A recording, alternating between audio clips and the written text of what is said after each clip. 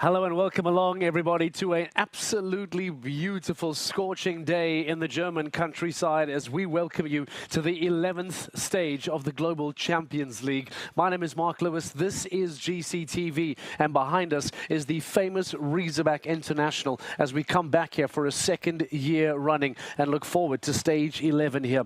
A wonderful arena that is filled with really horse-centric minds, like-minded people who come together for the love of sport, for the love of show jumping. True horsemanship is always on display here in Germany in Riesenbeck, and it makes this weekend, in fact, one of the most enjoyable stages that we are able to put together.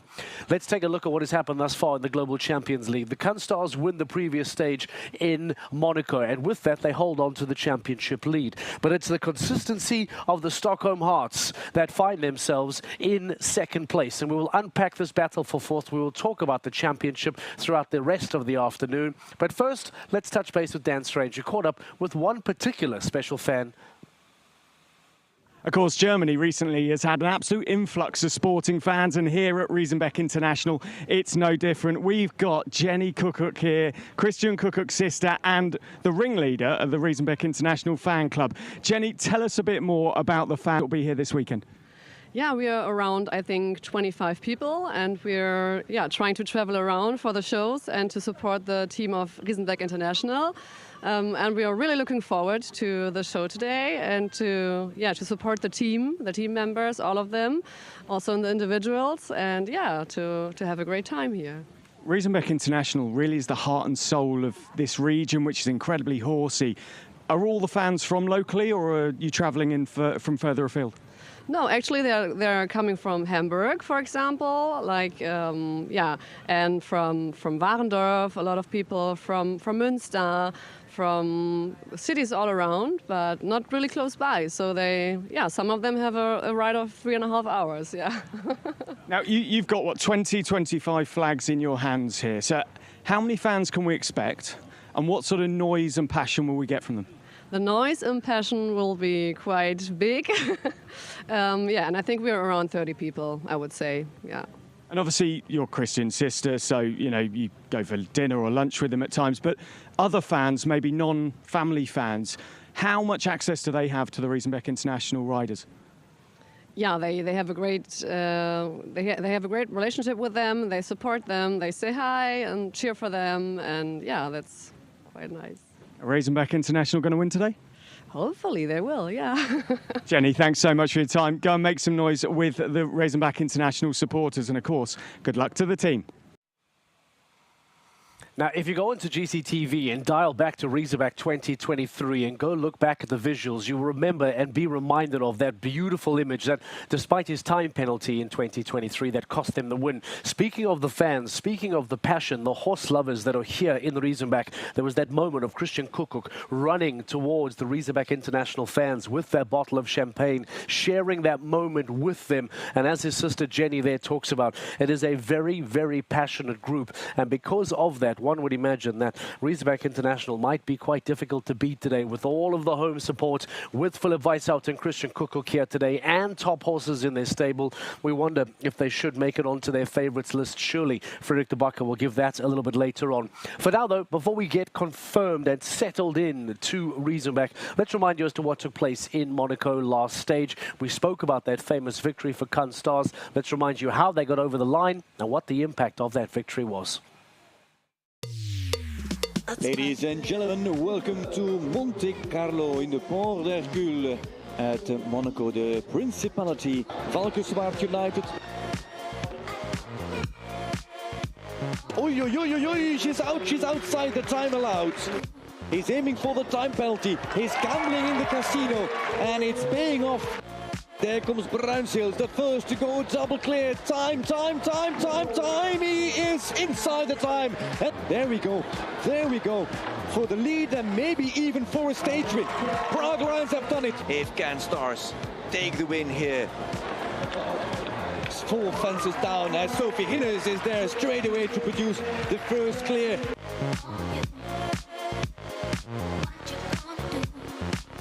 The championship lead is theirs. How about the stage win? And they've won the stage as well. Can Stars have won stage number 3 here in Monte Carlo. Yeah, it's really incredible. We had a little meeting before with the first course walk, and then you asked me what our plan was, and I said we are here to fight back, and I think we did. Yes, you're right. They put a lot of pressure on us. So we had to go fast, and this is what I tried, and it worked out, and I'm so proud of my horse and very thankful for the whole team behind us.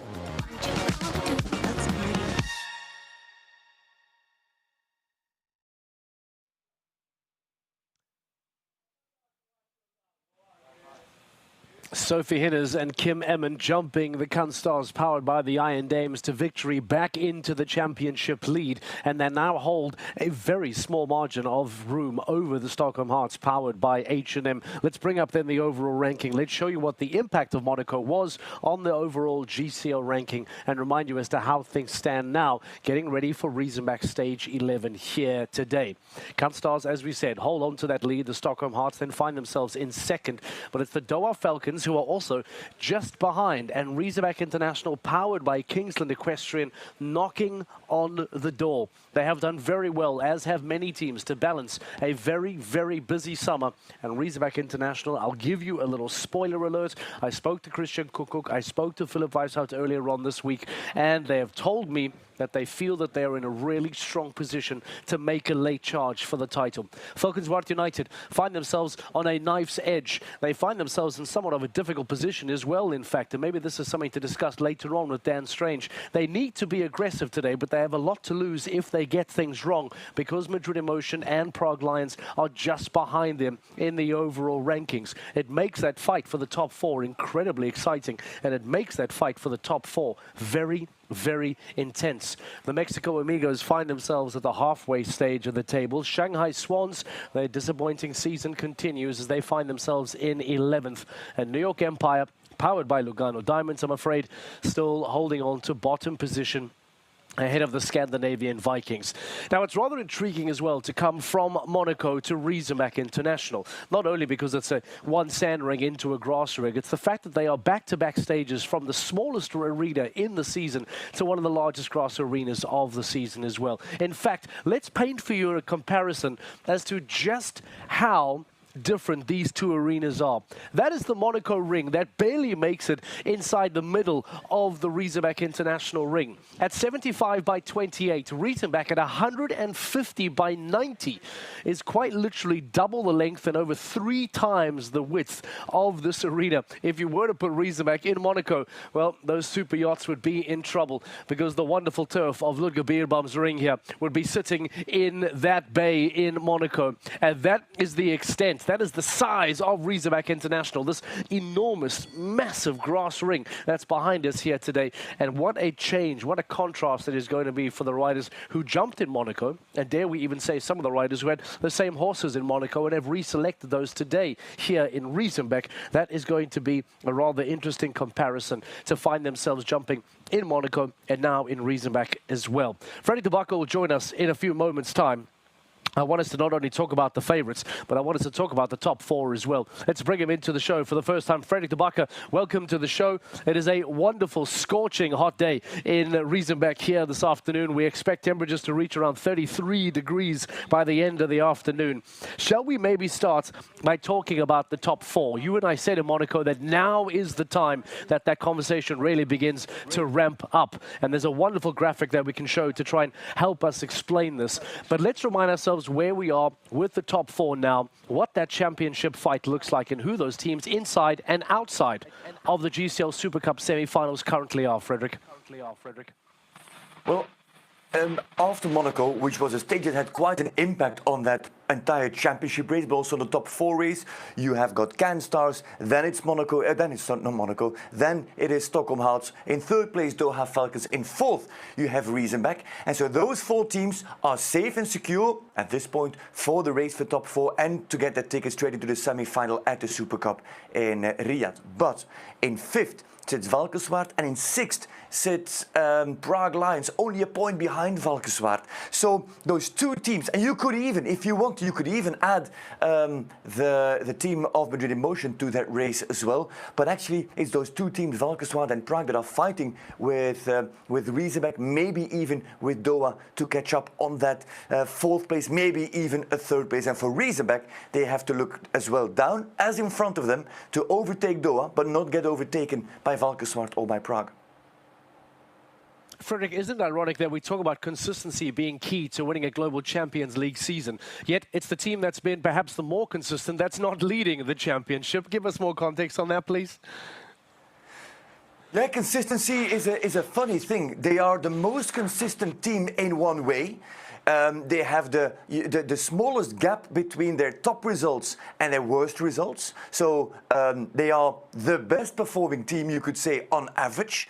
But on peak performances, you have to look at the leaders at CanStars. Yes, CanStars a few times have finished a stage lower ranked than Stockholm Hearts have done at any other stage. But they have won 3. CanStars have won 3 stages, Stockholm Hearts have only won 1. So the consistency that we always praise and that is so good puts them in that race for the championship, but doesn't put them in the lead. So basically, what Stockholm Hearts need is to keep up with that consistency, but add wins to it and mainly, certainly, stay in front of those CanStars. All right, it's an interesting conversation. Our consistency becomes such a big talking point. Frederick de Backer, thank you for giving us some context. In fact, we'll come back to you in a few moments' time. Let's talk more about CanStars. Let's talk more about the Stockholm Hearts, because here we have the Championship 1 and 2 in 2024, and we took some time to speak to both of them to try and get some better understanding as to how they are feeling about this championship rivalry. Sophie, CanStars, you're top. You extended the championship lead with a win in Monaco. How this weekend do you continue that great form? I hope we continue with hopefully winning another stage. Of course, it's always a hard challenge, but I hope that we are in good shape this weekend and that we can deliver some clear rounds. Olivier, Stockholm Hearts, the form has slipped a little bit in the last few weeks. How concerned are you that CanStars might get away from you? Well, I'm not so concerned. A couple of shows left, 5 shows left to go. A lot of things can change. We try to get the best rides horses on the right moment of the show, so hopefully we can go and catch some more coins. We've spoken about the pressure of being the hunter and the hunted. Here in Riesenbeck, you are very much the hunted, but what does the team prefer being? Of course, being the hunted. I mean, it's nice, obviously, to be in the lead. And it would be even nicer if we can have a little bit more, more points to get off some pressure. So I hope that we can deliver some clear rounds here, and hopefully we make another podium. We definitely prefer to be on the lead. I mean, trying to get some points ahead is always good, because we always know towards the end it's always good to have some spare points ahead of the rest, because one bad result can change often a lot. It's a large ring here in Riesenbeck. You won on the smallest arena on tour in Monaco. How do you change the way, or how do you have to change the way that you ride here? And what horses have you bought here? Yeah, I brought the same one. Is the same horse, Sinclair. He was really, really good in Monaco. I was a little bit scared of the ring, or I had a lot of respect before going there. Here in Riesenbeck, we have a very nice big grass arena. Yeah, so of course we jumped him on the grass before, but he's used to jump on big grass ring. Like in Madrid, he was really good. I had him also in Arezzo this year, so I think that we can handle that quite well. I mean, it's a great show for the horses. I've brought Papa Miki, she was very good in Shanghai, and then I brought Miro, which was very good in Stockholm. So my brother brought Luna and Derby, so we're trying to pretty much bring the best horses we have. For CanStars, you have 3 wins so far this season, but the first 2 times you won, on the next leg, you failed to get on the podium. Obviously, you're looking for a 4th win here this week, but first of all, can you change things and get on the podium after that victory in Monaco?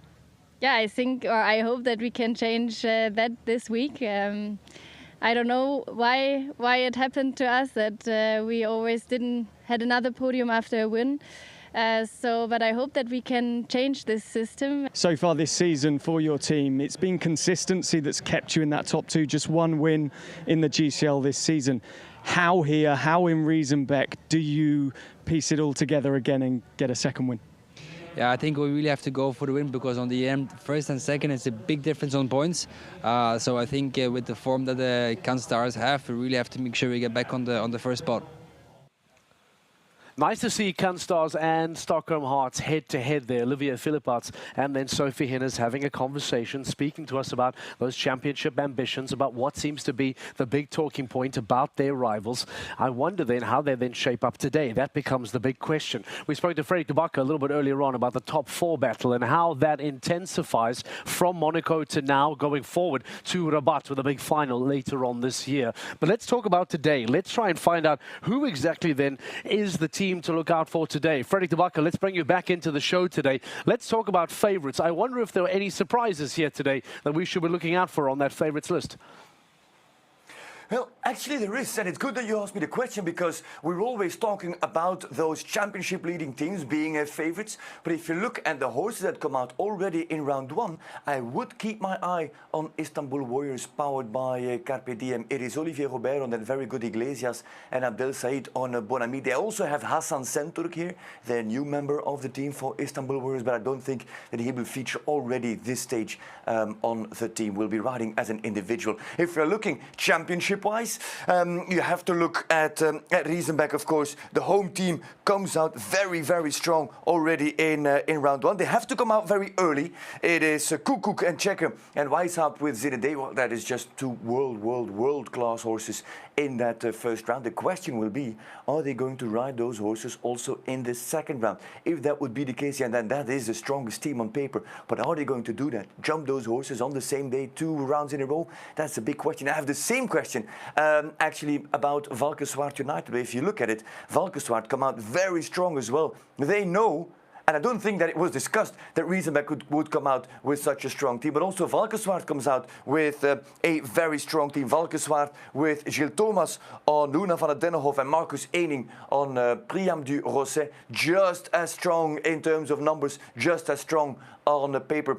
And you see that those teams are really going head-to-head in that battle for top 4. I hear you think about, wait a minute, you haven't mentioned Stockholm Hearts powered by H&M Wheel of Horses just yet. Yeah, that's true. And that is because they come in with that 9-year-old Poppemieke. Now, you and I, Mark, we're both a fan of Poppemieke. We've seen her already do a few good things at different stages, but this is a very difficult venue. So I hope that the lightness of Stockholm and bringing just the 2 Philipparts brothers with 1 9-year-old included in that group is not going to cost them in saying, yeah, we want to get in front of Canstars, first of all, at the stage so we can close the gap on the championship. I hope that bringing just 2 riders, including 1 9-year-old, is not going to cost them. It's a risky choice, Mark.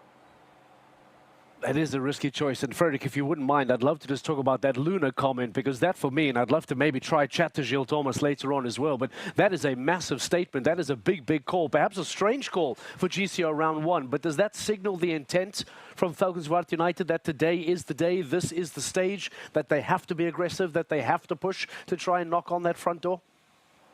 Well, they don't have many stages left. They only have 5 left, including this one here in Riesenbeck. And yes, they come out with a strong statement. But when do those statements get converted into real results? Yeah, that's when your opposing team, your rival, disappoints or performs less good than you.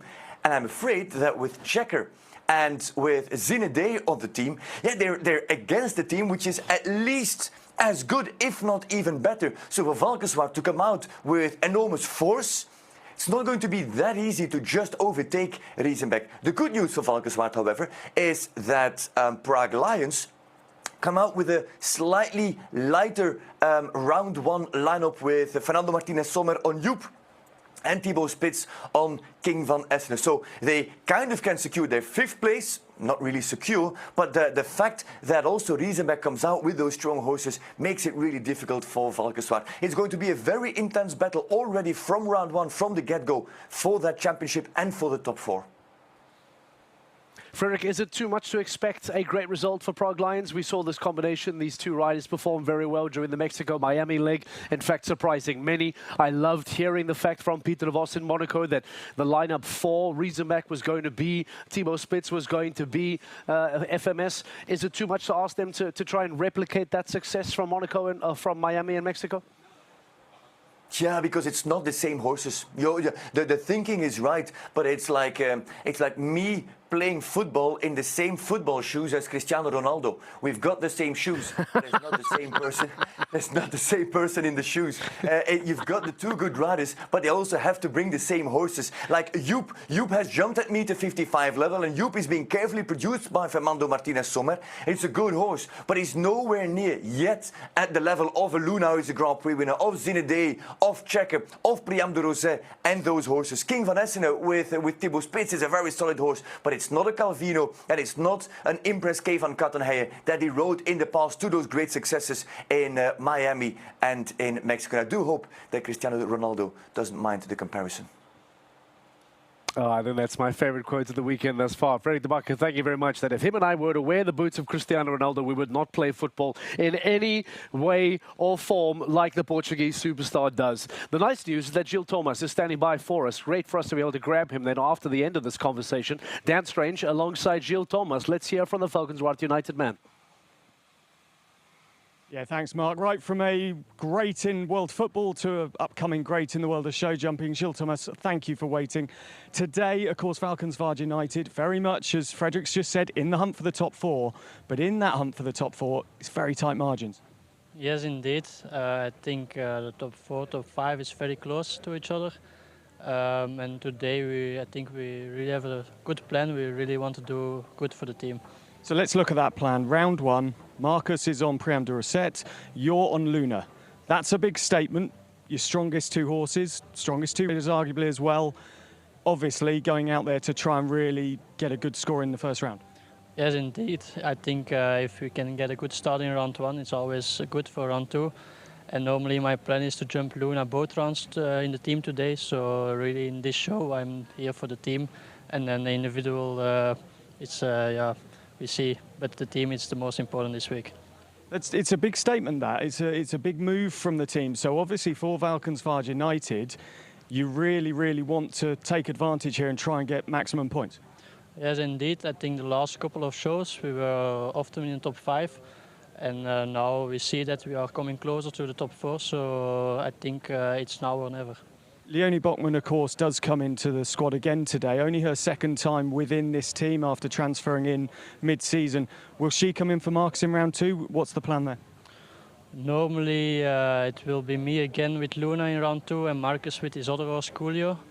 But yeah, you never know. So we still have Leonie also as plan B. So that's also good that she's here. Gilles, exciting times for Valkenswaard United. You need to go and walk the course. Good luck with that and thank you for your time. Mark, it's fascinating, this top 4, as Gilles said, more than top 4 shake-up. Dan, I find this very intriguing that we talk about this Valkenswaard United story because I wonder if they find themselves in a bit of a precarious situation here because they want to be aggressive, they want to take the risk, but you almost get the feeling that they have a lot to lose if things don't go right, as opposed to gaining after a really, really aggressive approach today. Yeah, I mean, the sort of thing I go away and analyse and look at is the league table. The 10-point swing up for them doesn't actually get them into the top 3. It only gets them in and around 4th position. It does get them into 4th position. A swing down by 10 points drops them 2 places below where they are now. So like you say, it's about, do you be aggressive, like Gilles is saying there? Do you maybe be slightly more liberal and bring Leonie in, which obviously huge potential, a very exciting young talent. Ollie Lazarus mentioned this when we spoke to him in Paris. The team massively excited to add another high-quality youngster to their ranks. But as you say, they've really got to potentially take this top 4 battle by the scruff of the neck today, and is that Gilles Thomas and Marcus Ehning as their best options? Well, it's a great lineup. It is a very aggressive lineup, and it's a great response to Riesenbeck International, as Freddie pointed out, who themselves come highly, highly packed today as well to try and make that big impact. So, Dan Strange, thank you very much for your time. We appreciate it as always. Madrid Emotion, Michael van der Vleuten. Was that him that just walked past my shoulder? It is indeed. Hey, Michael. Madrid Emotion walking past us. They too are on the cusp of trying to stay in this fight, trying to stay in this lifeline. Is it do or die for Madrid Emotion today? We'll have to wait and see. Speaking of Riesenbeck International, powered by Kingsland, we had the opportunity to sit down with Christian Kuckuck, with Philipp Weissaut, and speak to the home team about not just performing well here, but also about what it means to perform in the Riesenbeck, what it means to jump in front of their home fans that have such high demand and such high expectation of these two men.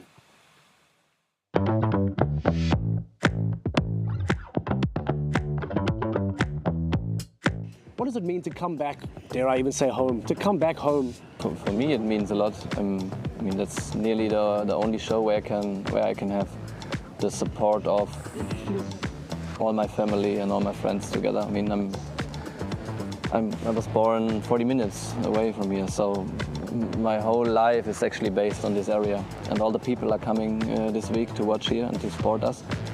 And it's always kind of emotional. And it's the same with the people, with the closest people around you. And I'm very happy to have them here. I think Riesenbeck International is very different compared to all our other competitors in the Global Champions Tour. It's special because, first of all, our team, Riesenbeck International, is the team members in it. Is basically most of them are people right from Riesenbeck, or like living, working here, or very close in the area here. So it's a very local team. It's fans. They support the people, the riders from Riesenbeck. And I think that's what makes the team Riesenbeck International very unique. If you were to create the perfect GCL team, what are the ingredients you put into the pot? It's not really about having number 1, 2, 3, 4, 5, 6 in the world in your team. Your commitment and consistent. This is, I would say, are the two main things. I add the manager.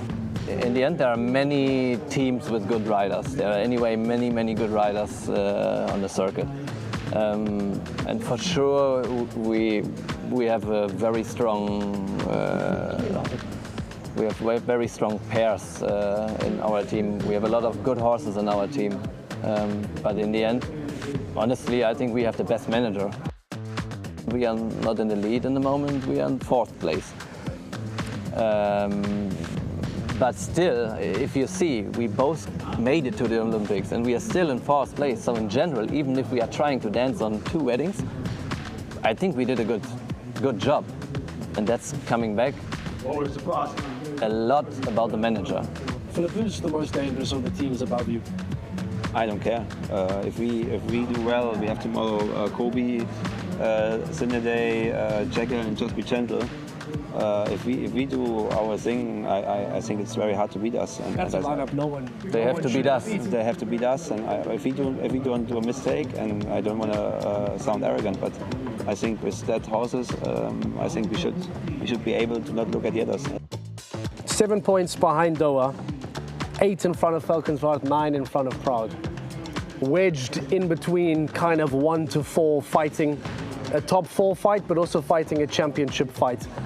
Because you're dancing at 2 weddings, how do you view what has taken place in 2024?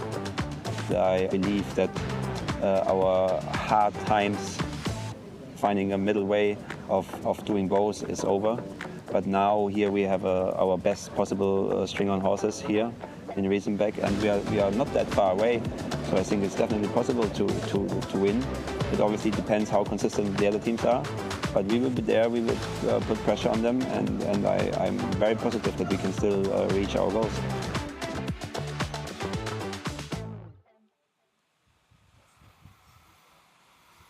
It's an amazing privilege to be able to just sit down with Christian Kuckuck, with Philipp Weissaut in that setting. The amount of insight that you get given, the amount of knowledge that you pick up on from the two men, and then being able to unpack the season in front of your eyes is really fantastic. So thank you very much to Riesenbeck International giving us some insight to their season, to the achievements, and still to the ambitions at the end of the year. Fredrik de Backer is standing by for us. Fredrik, let's come back to you again one final time today. Let's talk about the course. Let's talk about this giant grass ring. What has been designed for the riders today in Global Champions League Round 1?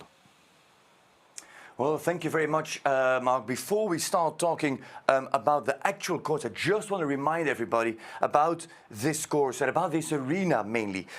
Because it's so long, you don't see the slope because it's so big, but there's actually a slope. This is more or less the highest point of the ring, and then it slopes into that direction, with this part actually here in the corner being the lowest part of the ring. Keep that in mind as we go through this course analysis. 1, 2, if you want to be very competitive, there's an 8, otherwise it'll be a 9. Don't make this turn too tight, because this is a wide ox. You want to get a little bit straight and make sure that you can really jump this. Then you've got a 6 strides from fence 3 to fence 4. It's a bit of an open distance to fence 5, and with open I mean that you've got the time to look and to wait. You can walk those strides, but you'll get at 9, 10 or 11s depending on the horse that you're riding. It's not as related as, for example, the line from 2 to 3. This is interesting. 5 to 6. From what I heard from the riders, you can take the outside. There's also an inside option if you want. Just like here, you can take the inside line from 1 to 2 and ride those 8 strides, but it's not easy. It's not a comfortable, easy maneuverable inside turn, especially because next you have 5 strides, a little bit steady. You have to hold them a little bit so you can jump this with punch. This fence 7 needs a little bit of oomph to get over that back rail. 5 strides in that line. Now imagine that you jump on the inside turn, on the inside line here. You will land short, and then it gives you a little bit more of that possibility for an aggressive approach, but the inside turn, from what I hear, is difficult to take. Here's another loop. We'll talk about that in a minute. That's 8 to 9. Here's another loop from 8 to 9 as well. So that was 7, 8, and 8 to 9. Another loop. Keep that in mind, Mark. And then 9 to 10 is steady. You won't get a lot of jump here, and this is a big oxer coming in with 1 stride to the vertical. If I have it right, it was 6 strides in that line, followed by another loop. Then it is 9 strides into the combination and a very flat 6. So you want to try to get a bit more on the inside line. Because, Mark, why do I mention all these loops that are designed on this course plan? Well, all these loops make it look very much like a speed class, very much like a class with options to really gain time, to win time, to make up ground if you want that. Now, that's not so valuable actually in a first round of GCL. Time, of course, in case of a tie on penalties, the time will rank the teams going for the second round, but you don't want to be competitive just yet. You don't want to really take the risk, I believe. So then time becomes an opposite factor. If you go too wide here and here, or in that first turn to really organize yourself for that very wide oxer at 3, you can also lose a lot of valuable time. So actually, this is built as a speed class, but I do wonder if they will take it on as a speed class. I think many will ride it secure, especially with the open lines, a very flat 6 at the end. I think many will be very defensive about how this course is built. He wants them to ride competitive, but I think they'll be afraid, not really afraid. I think they'll be hesitant with this very open course with all the loops and the possibilities. I think they will be very defensive in the approach to this first course. Maybe we'll see even some time faults. That could just be the case, Mark.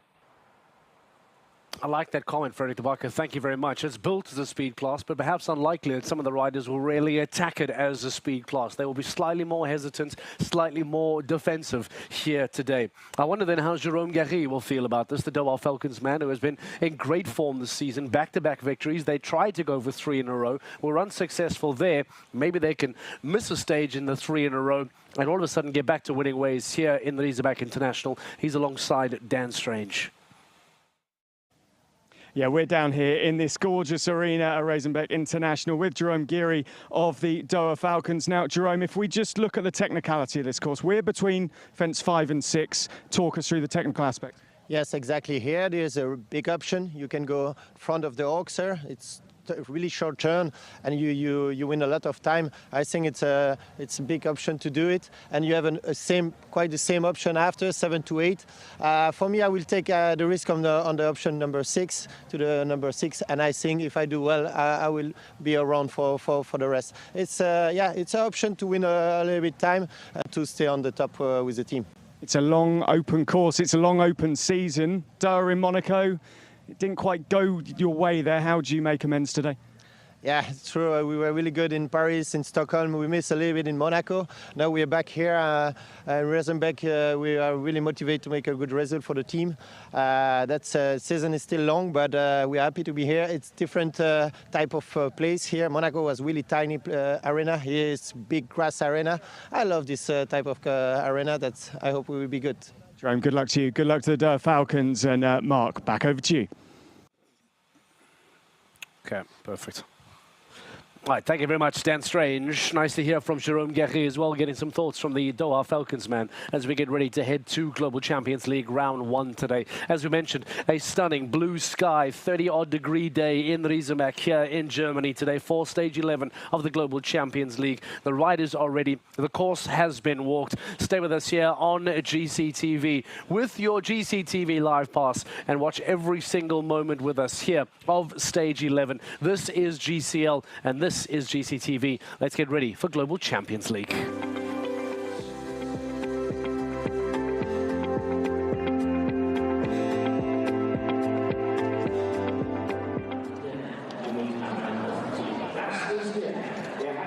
Well, ladies and gentlemen, welcome to Riesenbeck for day 2 here at Riesenbeck International. We are at Ludgerbeerbaums, of course, for this 11th stage of the season on that beautiful, beautiful grass ring that is so iconic to the venue here.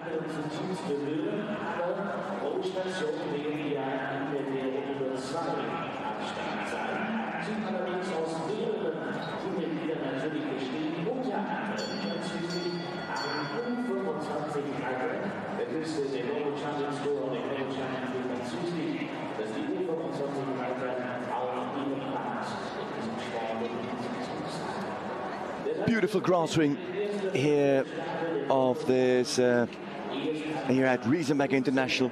Was quite a bit of rain over the last few days, even weeks. It would be fair to say here in Germany and in the rest of Europe, but it seems that this ground has held very well, and that Christian Wiegand, who is the course designer here this weekend, can work on very, very good ground, very good footing, very good surface to build his course. It'll be GCL round 1 and round 2 coming up here on Saturday afternoon. And afternoon, I should say. It is still morning, purely in theory. Here he is. This is Christian Wiegand. He is one of the pupils, one could say. He was mentored by the great Frank Rothenberger, of course. Frank Rothenberger, who is here as a technical delegate for the FEI to make sure that everything is according to FEI regulations. Some highlights of the course walk with Mark McCauley. Earlier we saw Nina Malvet, who is herself in fantastic form. How good is the form of these men? Fernando Martinez Sommer and Thibaut Spitz of the Prague Lions.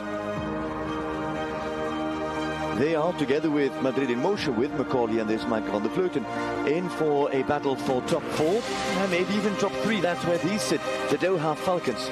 They sit 4th, and so they are exposed to teams like Valkenswaard United and to Prague Lions. It's Riesenbeck International, powered by Kingsland Equestrian, and that as we get ready first for a group of individuals to come forward in this class. If I have it right, 15 individuals, starting with Hans-Dieter Dreher, then Gaudiano, Stevens, Farrington, Peter Steiner, Spree, Vrieling, Dean. There in 8th place with the very competitive Oasis van der Buxtail, then Kraut, Morsing, Chavez, and Schulze, Tophoff, McCauley, Centurk and Lynch. Those 15 are the individuals, and from there on, from 16th, it is Monaco Oasis, powered by line of Porsches with Ines Jolie and Luis Felipe de Azevedo. Then already Fernando Martinez Sommer and Spitz, and then straight away Koekoek and Weishaupt for Riesenbeck. So that top 4 battle really kicks in very early in the first round of GCL. Robert and Abdel Said for Istanbul Warriors with Iglesias and with Bonami. Will and Vogel, the new signings for New York Empire. Philippard's brothers there, 40th and 41st for the second ranked team on the championship, and the leaders come last. Can Stars, powered by Iron Dames, come last in GCL round 1. But first, 15 individuals. There is on the left with the sunglasses, that's Bo Christoffersen, the Dane who rode the phenomenal Cassini, one of the legends in warm blood breeding, the Holsteiner by Capitol.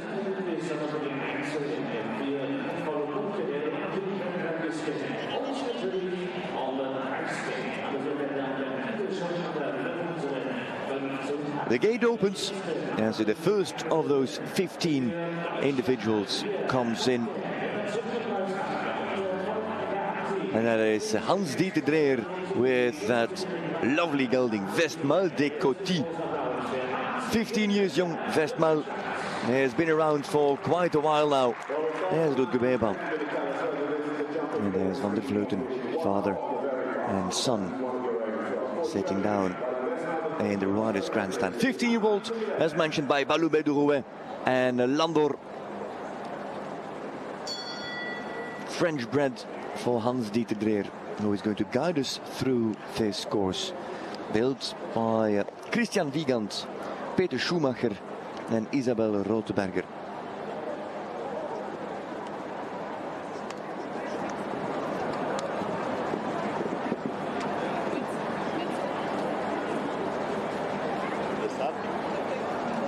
Starts with 9, there's an option for 8.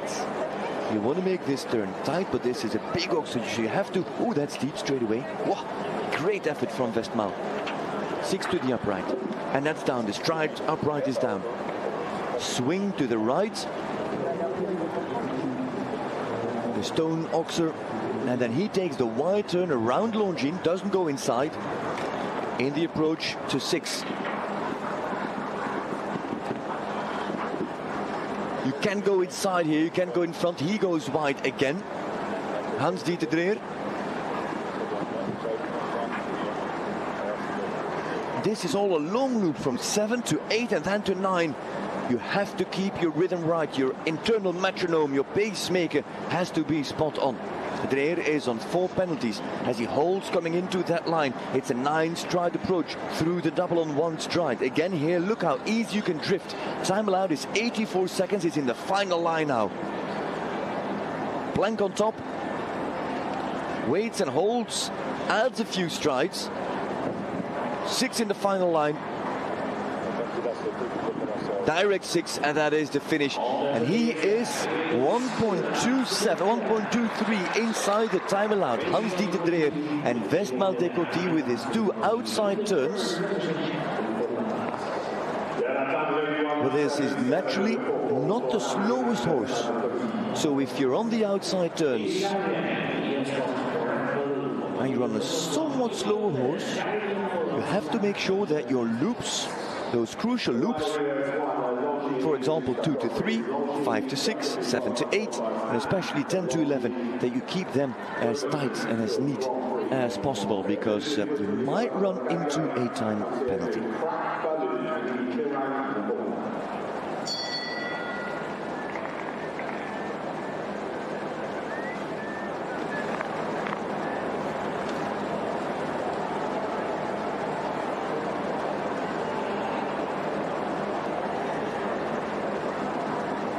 This is Craig Balou with Emanuele Gaudiano.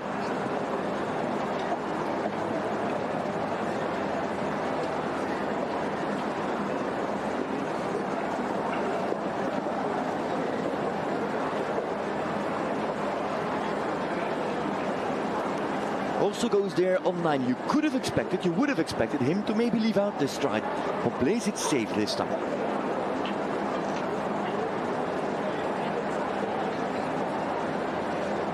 Six to the upright. It's holding 6 if you see it how Gaudiano rode it. It was quite holding and supporting. Goes inside and so should be in front well of Hans-Dieter Dreher. There goes the rail, the vertical, and that is the trick with taking that inside turn, that you're exposed to the upright.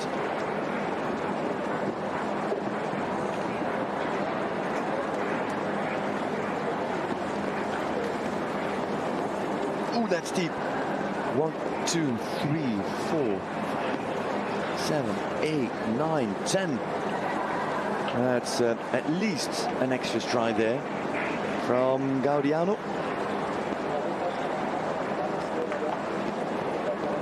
And there's another one. And now he's on 8.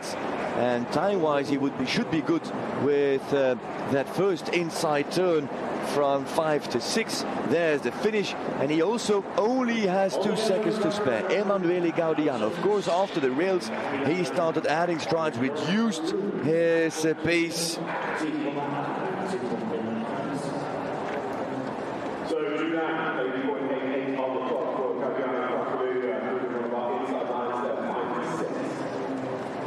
Here the inside turn, and then it's difficult to get nice and straight. You jump it on the angle. The rails are only 2.5 meters long.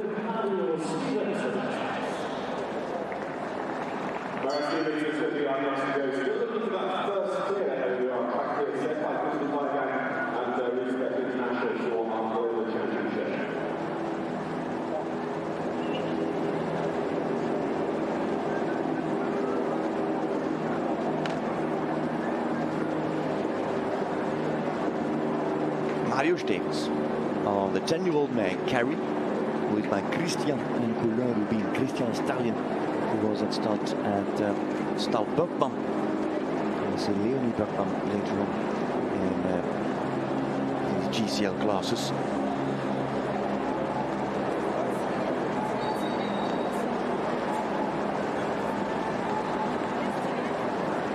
Stevens goes wide, doesn't take the inside approach in this competition worth 56,000 euro in prize money. Over there, just like with Gaudiano, but Gaudiano, he was on the inside turn. Stevens had the good outside approach, the straight approach.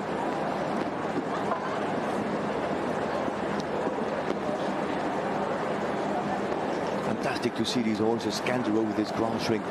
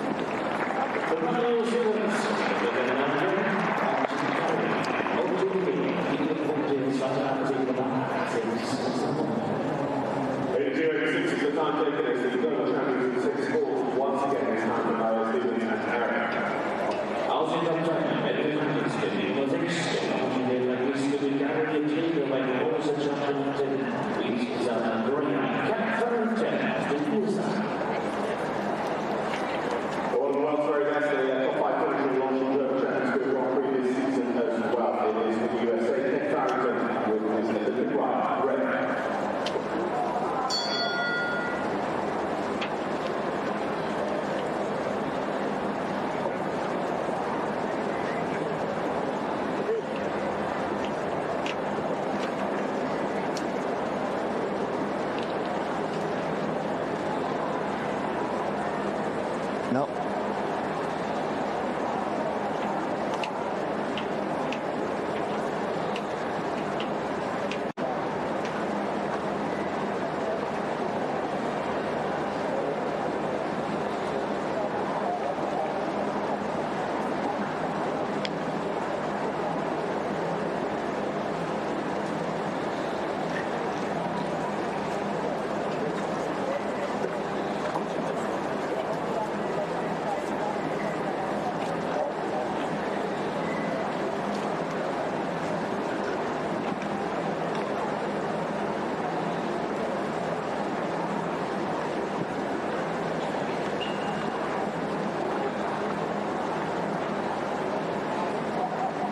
Sorry for the slight delay. It was Mario Stevens with the 4 penalties. With his time just ranking behind Hans-Dieter Dreyer. In the meanwhile, it is the always fast Kent Farrington who is in the ring with Hisme Grea. Farrington still clear. And that would be the first clear so far in this class. 3 riders in. This is the 4th. No clear so far. It's a long approach to the combination. And Farrington with his naturally quick moving mare.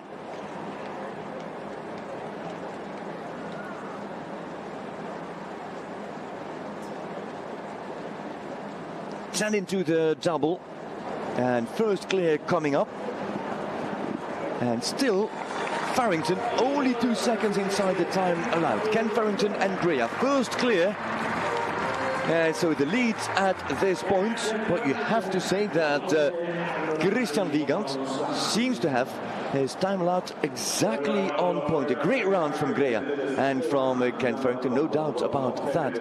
But the 84 seconds measured by Wiegand seem to be spot on. If you don't have your eye on the clock, you easily risk a time penalty. And it's jumpable, this course. It's jumpable. It gives you plenty of options with those 2 inside turns that are available. The turn from 5 to 6 and the one from 7 to 8.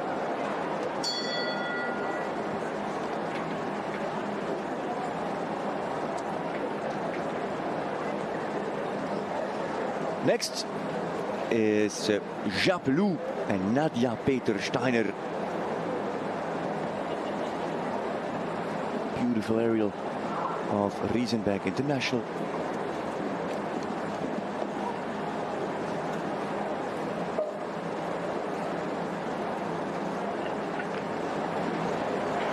Very confident on those 9s. He's got a lot of action in his stride. I don't know actually how big the stride is of this stallion. See, others have to hold. She has to ride in both lines and rolls the striped rails at fence 4. Nadia Peter-Steiner takes the first outside turn, will take probably another outside turn from 7 to 8. And this would be a good pair to really judge that time allowed. As you come out of the turn, you wait, you see, you have to check maybe once, and it all costs time. 84 is allowed.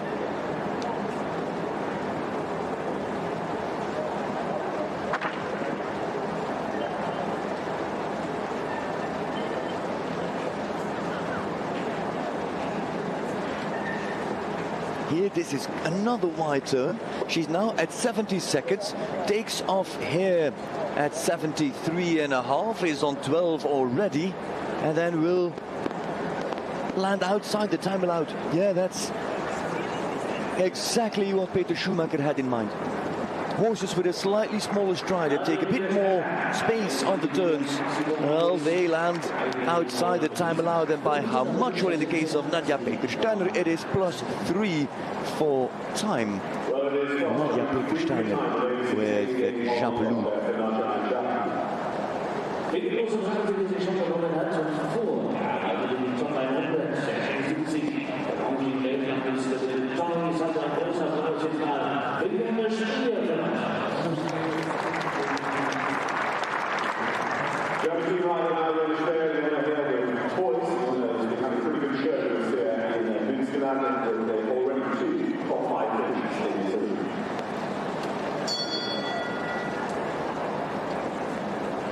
Steiner, the Swiss, comes out with Japelou as Farrington. The American leads with Greya.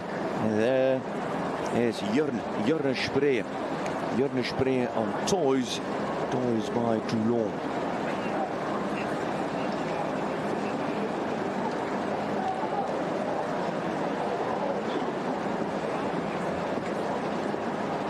On the angle.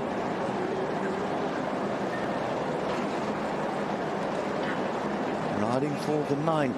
Some riders said, yeah, there's an option for 8 on the inside. I have to say, after the first 6, I don't really see that option on 8 strides.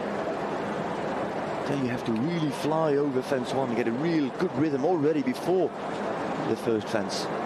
Spree not inside. But this is nice and tight. Look how close she rides to those trees to get over, to get round that Longines Oxe. Hey, there we go, inside turn, Jörn Spree. Working and fighting and now loses a little bit of the balance, has to reorganize with Toys, and then gets a good approach to the Liverpool.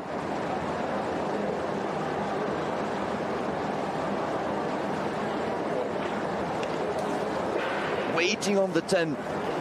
They don't dare to really ride with 9 strides to that combination.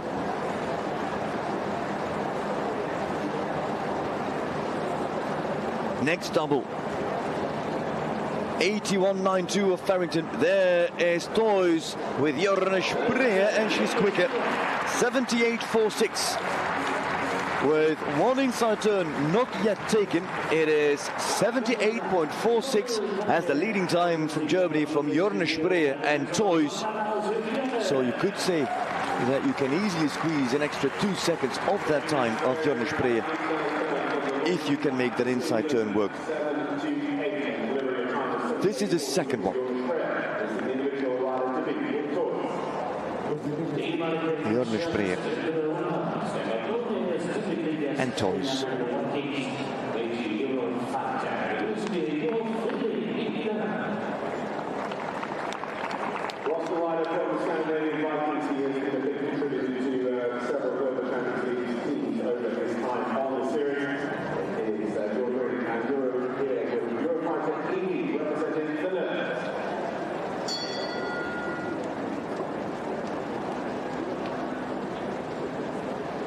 The start for Eurofighter with Jur Vrieling.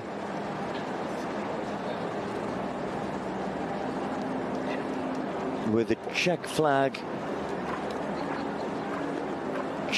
on the cap, a Dutchman on German soil riding a Danish horse.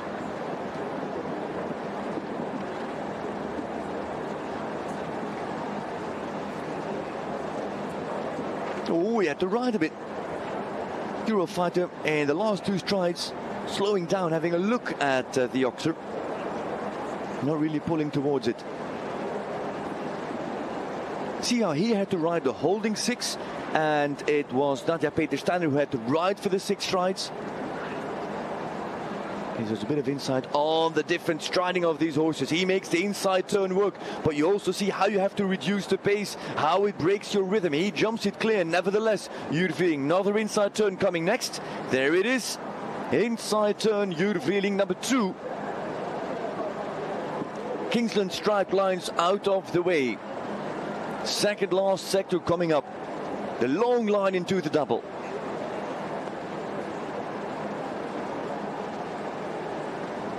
He goes in on 9. Forward, positive. And again, Eurofighter backing off from the vertical. This is a nice and tight turn. It's not the widest Oxer, 1.30 meter wide. So you can do that inside turn, that tight turn, I should say. And out the double, 78.46 is to beat. Spreer leads. There comes Vrieling. He's not going to make it. He's not going to make it. Jur Vrieling with his 2 inside turns, where Spreer had only 1 inside turn. It is advantage Spreer. It is second Vrieling and third Kent Farrington.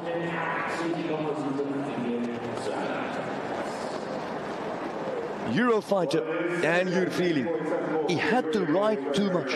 Toys of Jorne Spreer was pulling more, was going at it. And Vrieling had to be a little bit safer with Eurofighter. And so lacked a little bit of the pace that Toys had.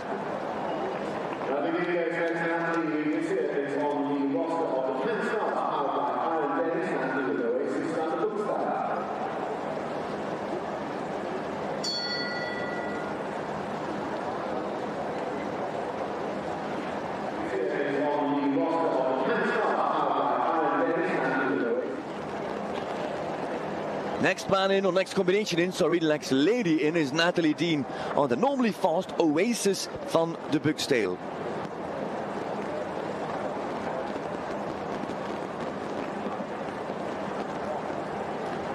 Oasis is by Quinn van de Heffink and Skippy. And look at that. Powerful forward. Don't want to call it aggressive, but at least it is assertive.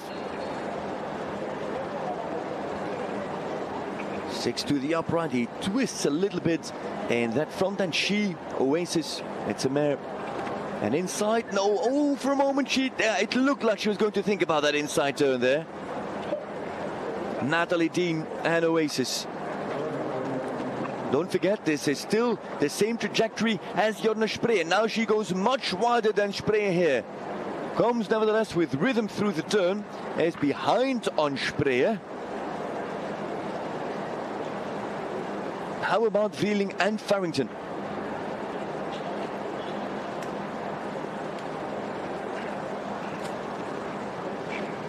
Again, very confident. Nice tight turn to the meter 30 wide oxer. The plank on top. The plank is no longer on top. It's 4 penalties, and Dean drops behind the top 3. What's the time that she's going to post here? Spree was 78.46, and the second last is down. It is 8 penalties, but the time was 75.84 for Natalie Dean and Oasis van de Bucksteel.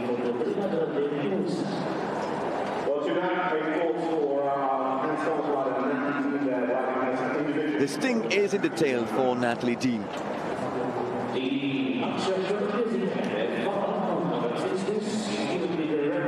The sting is indeed in the tail. Here, a touch long to the oxer on the tight turn, and then there's no time to reorganize. You come out of the turn, you never get square, you never get straight. And that image, that camera angle shows that brilliantly.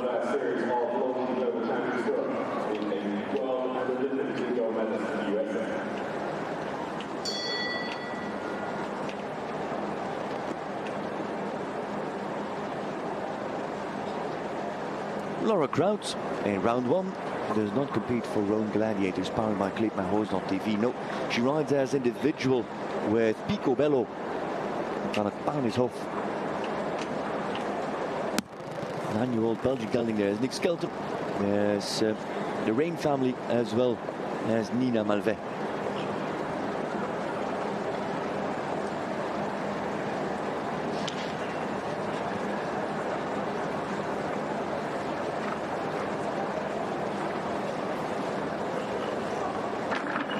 Oh, just over the back rail, and now the sticks get quite long for Kraut and Picobello.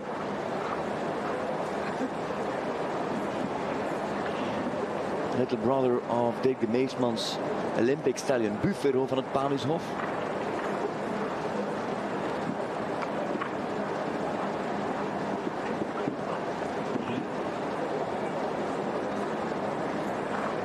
Does it well. There's Gelding. We haven't seen him on the launching Global Champions Tour and Global Champions League classes just yet. This is our first encounter this weekend here in Riesenbeck. That gives a good impression.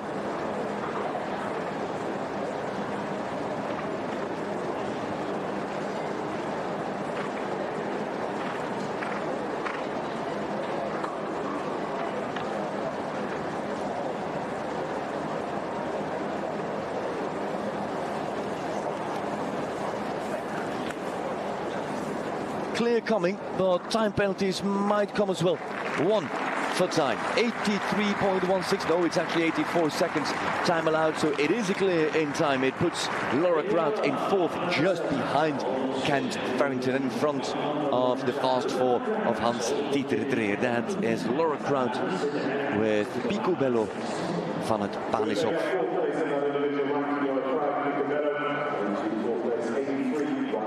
The standings: Spree, Vrieling, Farrington, Kraut, Dreer and Stevens. You don't see Natalie Dean, she is 7th with the fastest time, but also with 8 penalties for the American.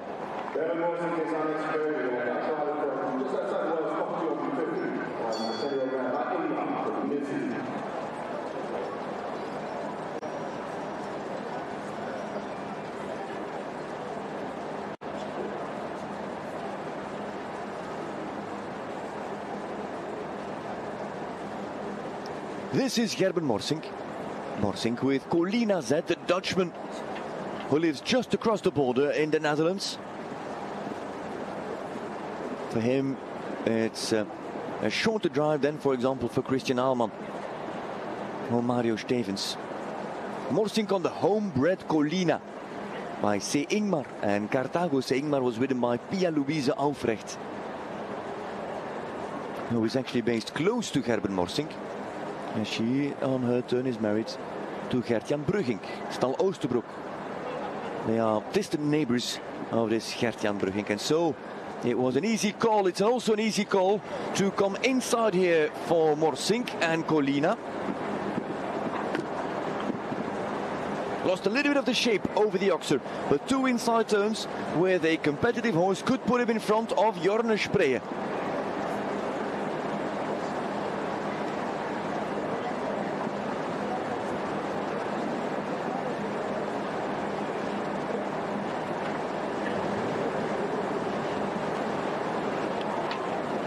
.78.46. Morsink maybe here just a touch too wide, wants to secure that plank, which comes down in the end. Maybe a little bit lacking the punch in the takeoff. And Morsink with 4 penalties about to post a time faster than Jorne Spree, and maybe even faster than Nathalie Dean. It is 75.31. Indeed, it is the fastest time, but Gerben Morsink on the tricky plank where also Nathalie Dean was faulted. Morsink and Colina come out on 4 penalties. Yesterday in the speed class with this horse already very competitive, and now again a great attempt but just coming short on the skinny Oxer leading into the final line.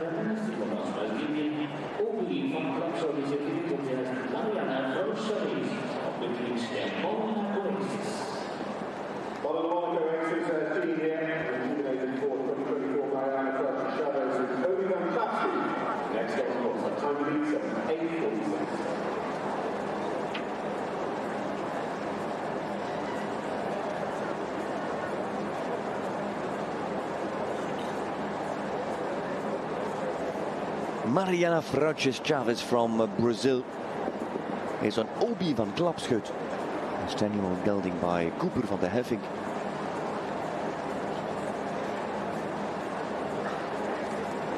And if you haven't met with Mariana yet, she is a new face on the Global Champions League team Monaco Aces, powered by Lion of Porches. The team supported by the fashion brand. Beautiful clothing that we got to admire in Monaco as well. Goes wide on the outside bend here to fence 6.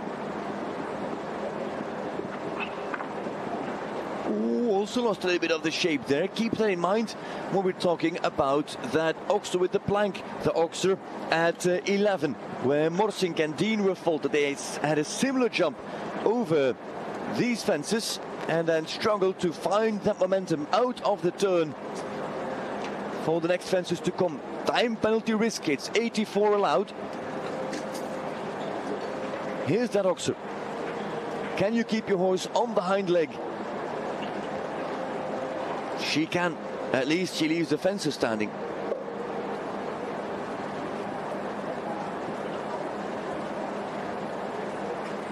.84 allowed.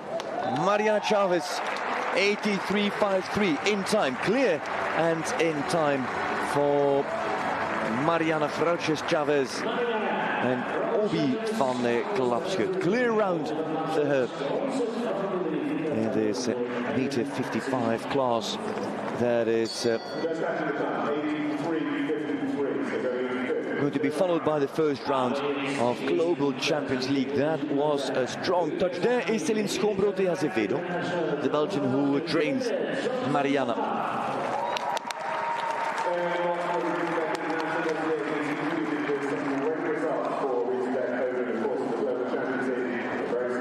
And of course is also part of Monaco Aces, but not competing here this weekend. Here's a home rider, literally. Man from the area, Philipp Schulze-Tophoff with Vivantas.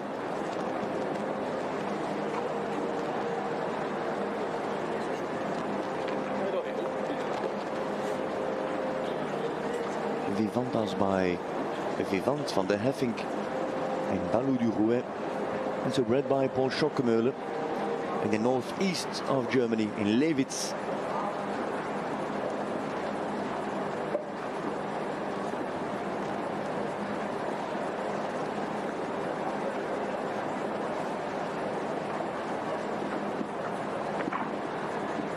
And as shoots the top off. Oh, that's a deep one. Yeah.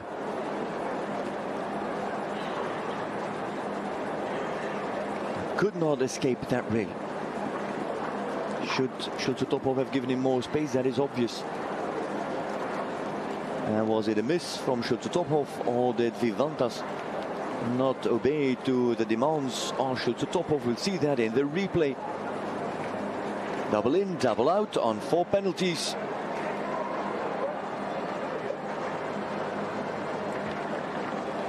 There goes that blank again.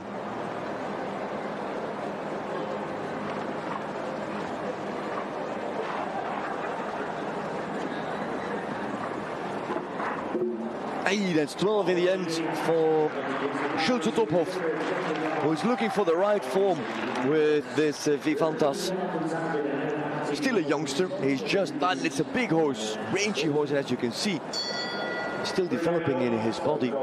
This is that line. Lands deep in. 2, 3, 4, 5. And then Vivantas just struggles to finish that last stride and to really sit on his ox, on his hind legs, to make room for himself.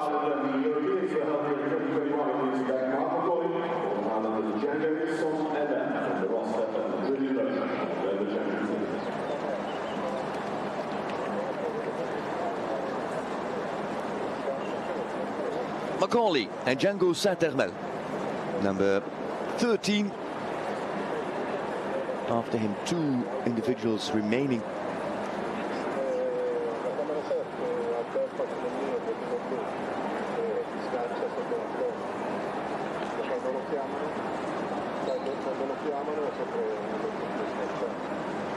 Gives Django there plenty of room, and then rubs the rail nevertheless.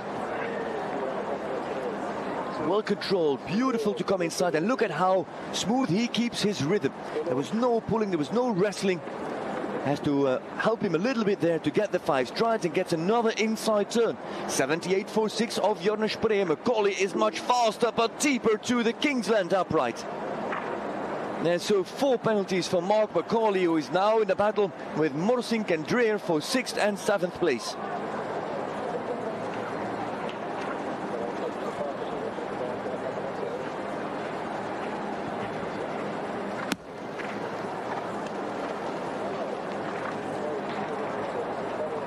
Now it falls apart and he drops straight away out of, I think he'll be outside of the top 10.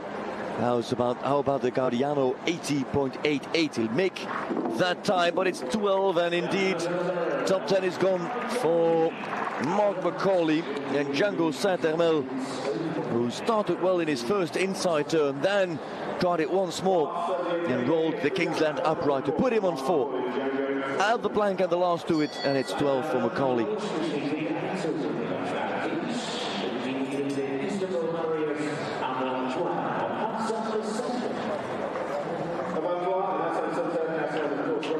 Too much risk, too competitive, too tight.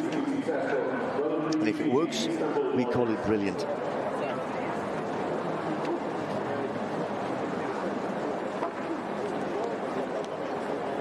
Hassan Senturk is a newcomer, but Avantois we know quite well. Avantois in the past already with Ömer Karaevli for the Istanbul team.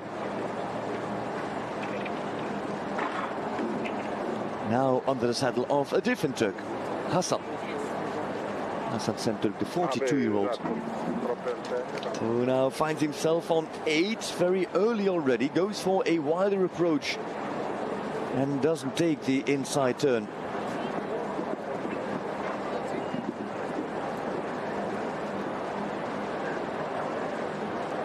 Senturk and Avantois, the French gelding by quite easy, and Narcos.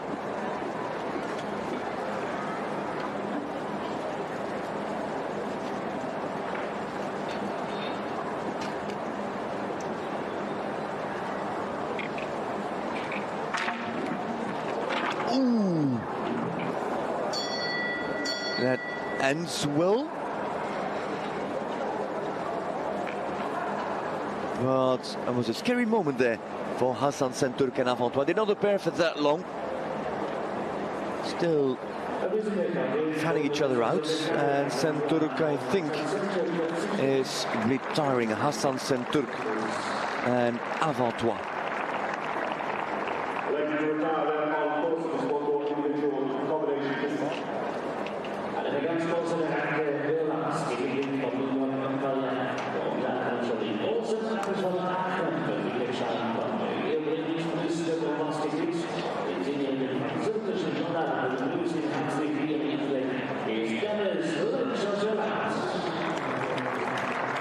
Dennis Lynch from Ireland is last of the individuals, comes in with Mr. Boombastic by Vigo CC and Sable Rose.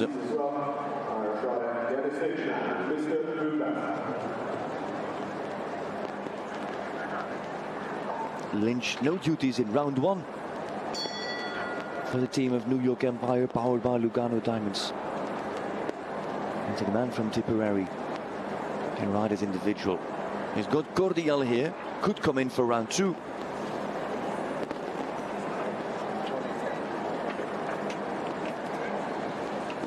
First, let's see how the pair handles this individual class.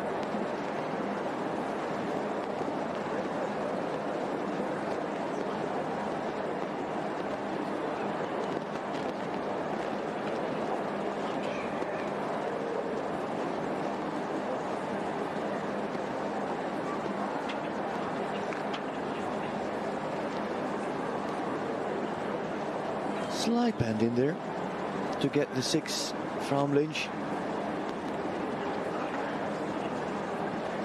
Impressive over the Stones Oxer. They take the wide turn. Mighty take the next inside.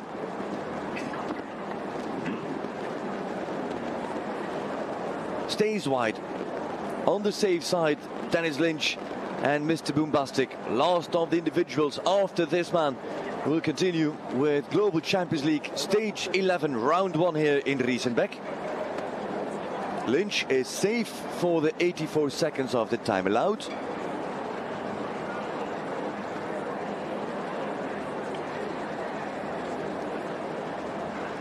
That's fairly wide. And then pings the front rail. That plank comes down.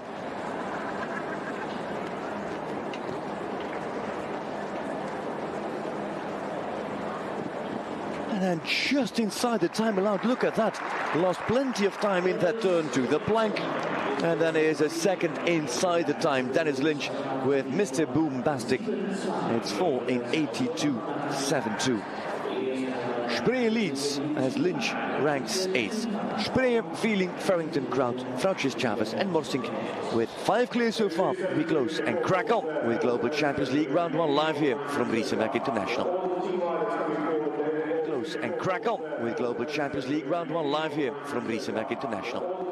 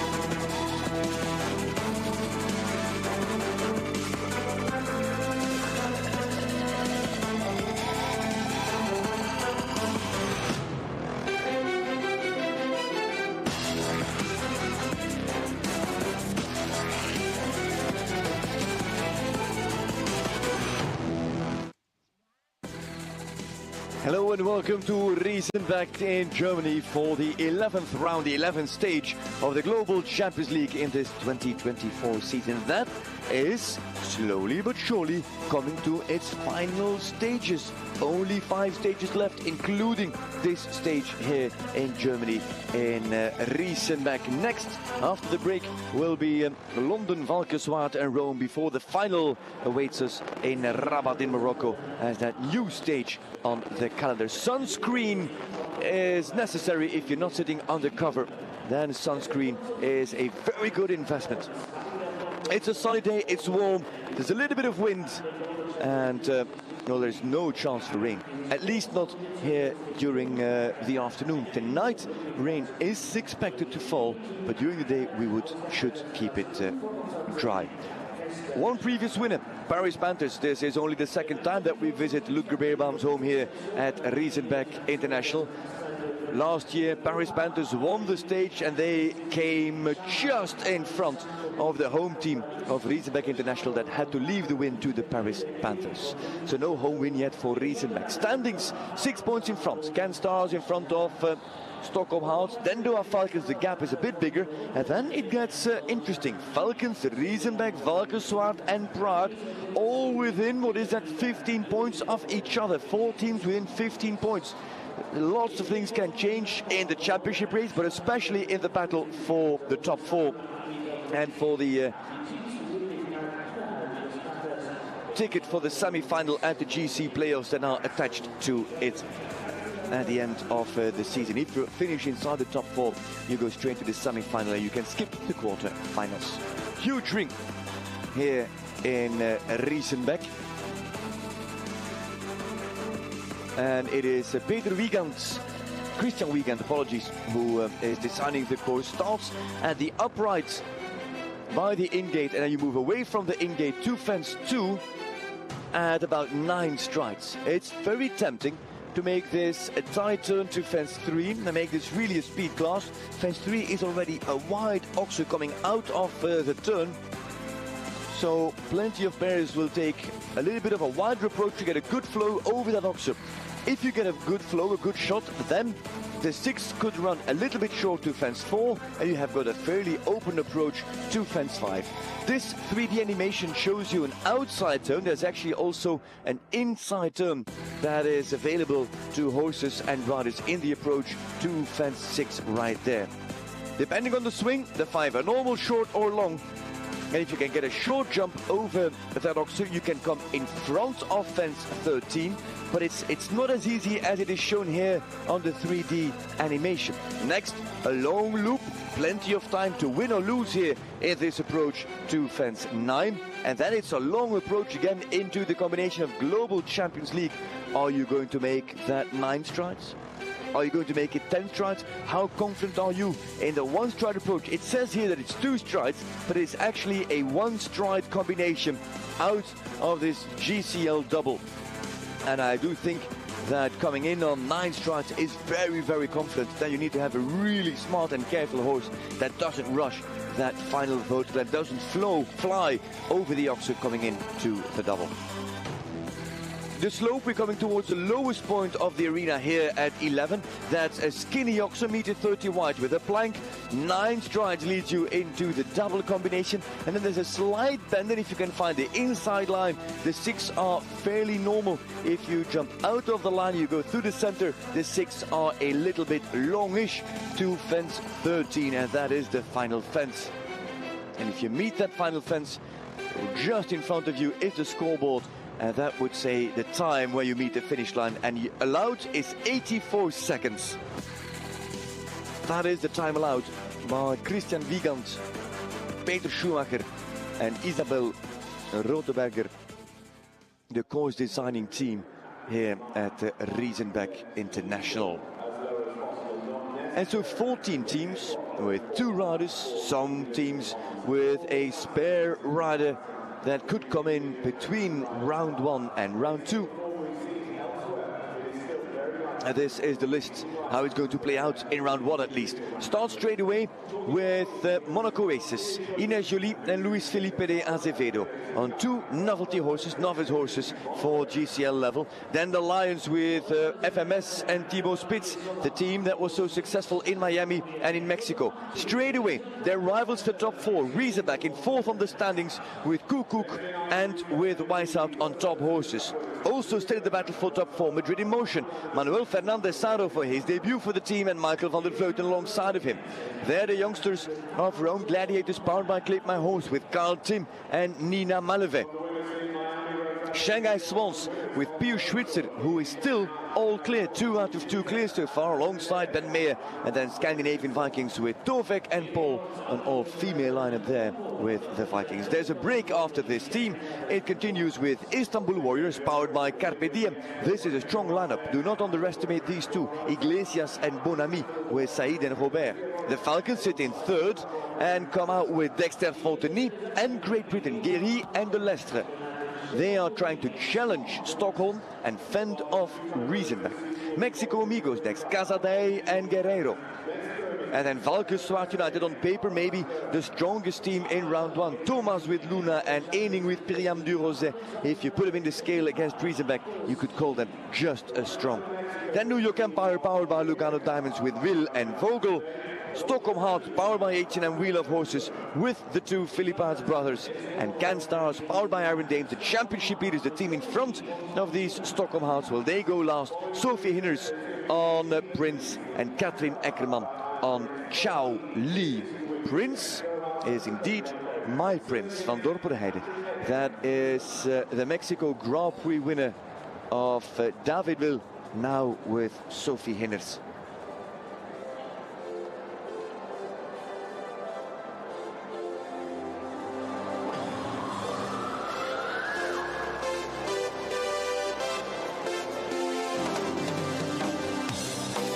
And so we start with Monaco Aces, powered by Lion of Porsches.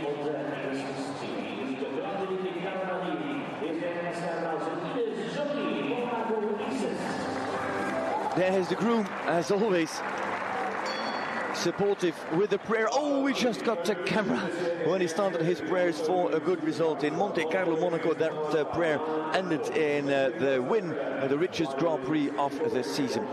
Ines Jolie, not with Ambassador. No, Ines Jolie is in with Platini de Calvary, a 9-year-old who has little experience at this level.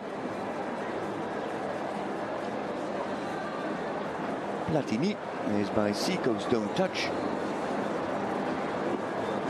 And here, just his 2nd meter 55 class. It was good last week in Chantilly in his 1st meter 55 class, jumped it double clear. Ines Jolie, who's running with plenty of confidence lately.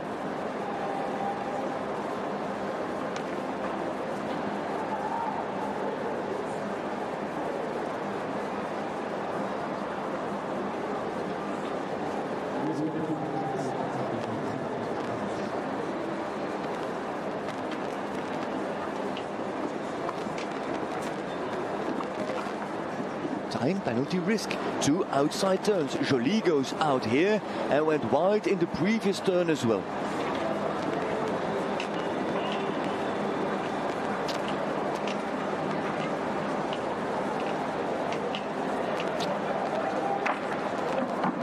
Back rail. Little touch on the back rail here, holds him, rides careful into that combination, supports him well. This could be a little bit wide. Look at how much time you can win or lose and how tight you make that turn to the plank oxer.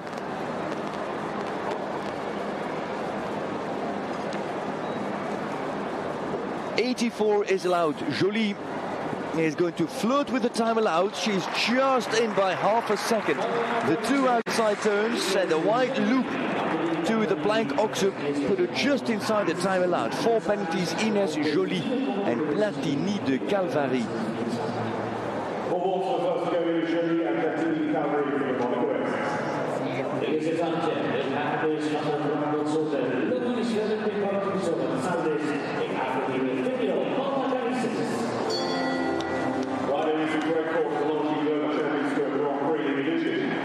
too short.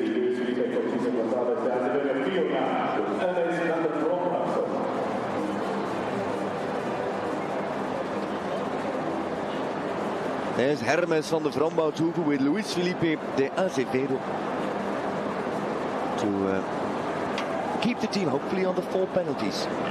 As mentioned, Monaco Aces sit third last on the standings, 7 points in front of Scandinavian Vikings and 9 in front of New York Empire. Riding round 1 on 4 penalties would be a very good outcome for Monaco Aces.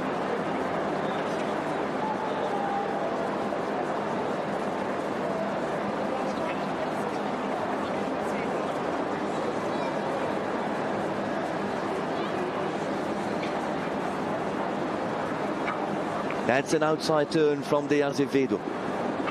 Time penalty risk, lights up, sorry, that was orange. And he's got the fault, the team now on 8. It's not yet on the graphic, but they are on 8 now. And how about the time? It is 84 allowed. The first split showed orange. That meant risk. Good to come out of that combination. The gelding by Vigo Darsoy, and that's 12 now for the team. It's 8 for him and 12 for the team. How about the time? We're at 80 seconds now. He's going to catch a time penalty. Luis Felipe de Azevedo Fio. Time penalty is there. Yeah, and it's actually 2 for time. 8 for jumping, 2 for time. That's 10 in total. Plus the 4 of Ines Joly. That is then 14 for the team.